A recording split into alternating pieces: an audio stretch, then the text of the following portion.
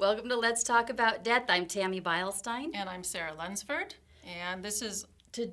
today. We're going to talk about about what you should do, the things you should take care of before you become ill, before your loved one becomes too ill to do the practical things that need to be done. Exactly.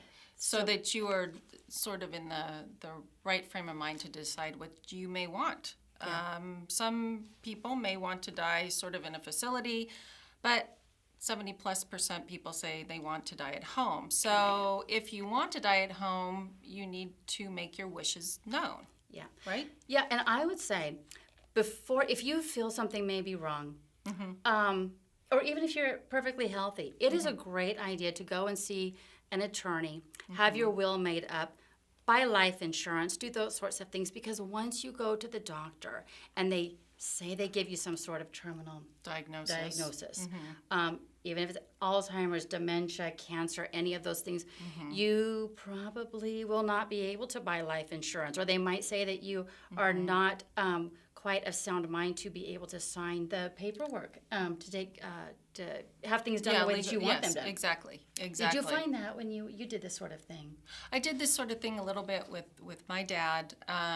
We took care of the will and everything before he had dementia. So took care of the will and everything and the medical directive and those sorts of things.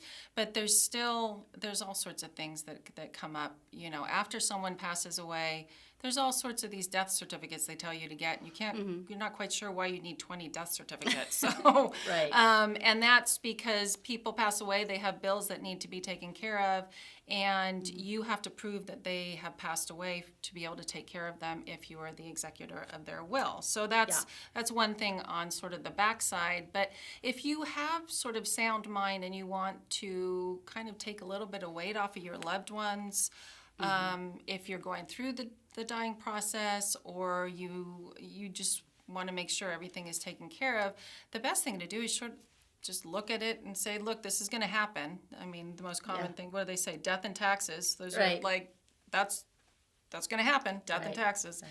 So just take care of it ahead of time, and you save yourself and your loved ones a lot of grief, actually. And as you were talking, you know what I was thinking of? Other things to take care of. Write down your passwords. Oh, that's right. For your computers, your smartphone, everything. Gather all of your bills together. If you have a will, or you have written down, I want this dresser to go to this person. Exactly. That sort of thing. thing. Be detailed. Yeah. Detailed. And show people where these things can be found. Because when in the moment, when something's going on, everybody is so freaked out.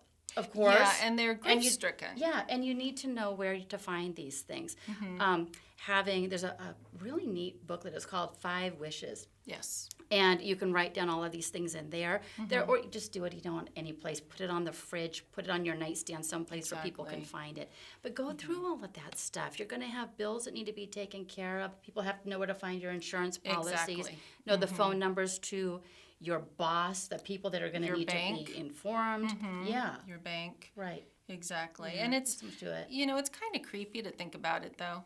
I mean, most of us really don't want to think about dying. But you're helping your family in the process. Yes, you are. So there are people who think that if I make a will, I'm, jinxing it? Oh, okay, yeah. So not true. No, it's not. True. No, it has nothing to do with it. No, do it. Take care of yourself and your family. Have things done. Give yourself the power. Do it while you have the power to do it. Exactly. Yeah. And also, I mean, you can add on to that is like sort of the memorial service and the funerals. If you have a favorite song, or you want certain pictures to be shown at your funeral memorial service, do it before you even get to that long last slide. Right. If you end up having a long last slide. Yeah. So, oh my gosh, I just thought of something. Think about it.